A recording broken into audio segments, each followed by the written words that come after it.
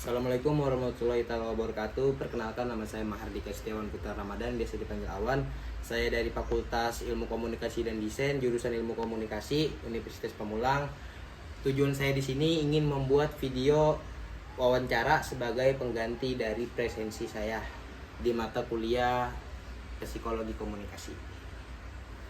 Saya akan mewawancarai rekan mahasiswa saya dari saudara Mas. Saya Erlangga Saputra.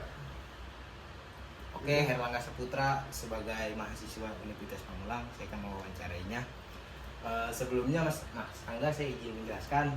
Di sini saya ingin menjelaskan tentang materi jauh hari window. Apa aja tuh kira-kira? Jauh hari window tuh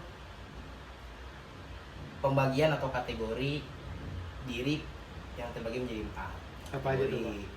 Nah, ini biasanya dalam satu kelompok. Yang pertama itu ada di blind area. Apa tuh? Pertama ada open area. Apa tuh?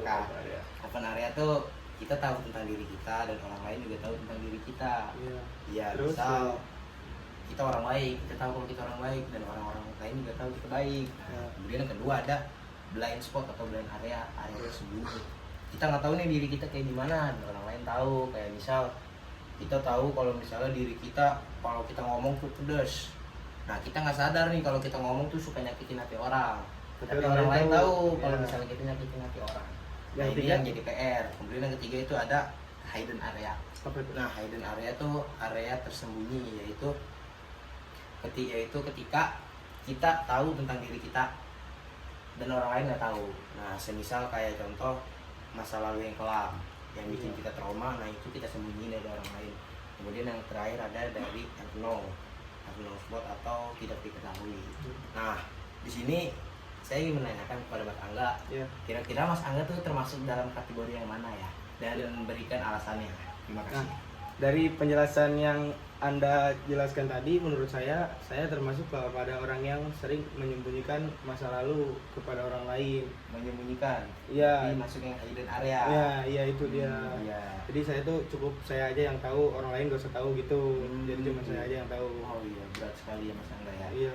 Oh, itu juga yang menjadi alasan Mas Angga menyembunyikan diri gitu, tidak pernah berbaur itu. Iya. Oke pemirsa, di sini kita tahu bahwasanya ketika kita sudah mengetahui kategori diri kita, maka akan banyak yang bisa kita jadikan pelajaran. Seperti contoh dari Mas Angga tadi, hidden area. Mas Angga tahu dirinya hidden area, orang lain tidak tahu tentang dirinya dan dirinya tahu, maka di sini ada batas privasi. Kemudian kalau misalnya kita tahu, kalau misalnya kita ingin mendalami yang kedua itu dari blind area, kita nggak tahu dan orang lain tahu, maka kita akan menjadikan pelajaran. Kita minta feedback ke teman-teman kita, apa yang salah dari gua gitu, karena kita sendiri tidak bisa menilai diri kita sendiri, hanya orang lain yang bisa. Itu aja dari saya dan saudara Mas Angga. Kurang lebih mohon maaf. Assalamualaikum warahmatullahi wabarakatuh.